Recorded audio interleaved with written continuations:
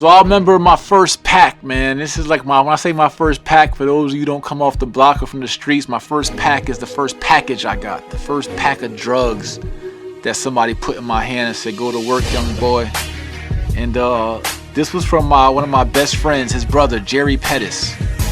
Jerry was like the freshest dude in town. He went from ashy to classy. I mean, he had the crazy gold bracelet and the gold chain and had the car with the system in it and had the prettiest girl in town and was fresh to death. And I'm like, damn, what's up with your brother, man? You getting it?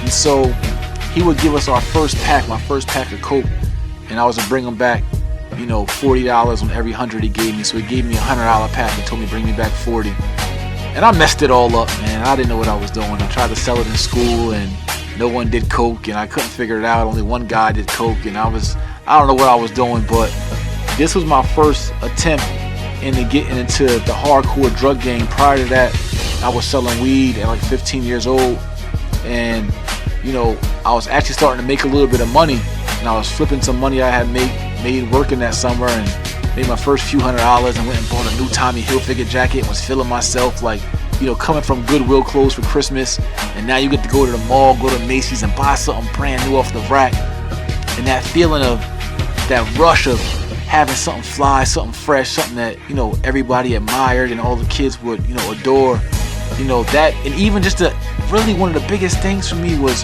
being able to go to lunch and being able to go buy the red juice at lunch, right? With the free lunch tickets, all you can get is the milk and the tray.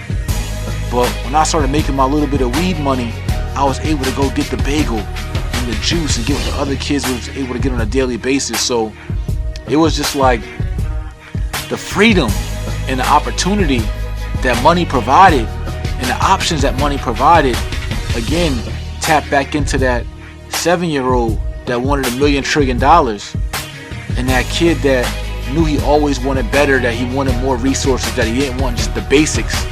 And so I still had that burning desire, and as I got introduced to the drug game through weed and then through coke, it just showed me an immediate way out, an immediate way to my means, to a means to my ends. And so I chose the wrong path and I started hustling, and you know, we'll get into our next story after that because I got a great one for you. But this was my first pack though, and that first pack is what opened the door to the next 10 years of my life. And that next 10 years of my life would be spent with pack after pack after pack after pack, because I thought that the drug game was going to be my out. And what I realized was there is money in the drug game. There's plenty of money in the dope game. Just like there's plenty of cheese on mouse traps. All the cheese in the world for all the mice to eat, but it's still in the trap.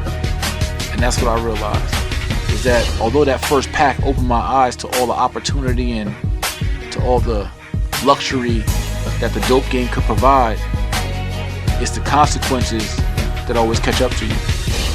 That's my first pack. This is Outwork the Work, Volume 1.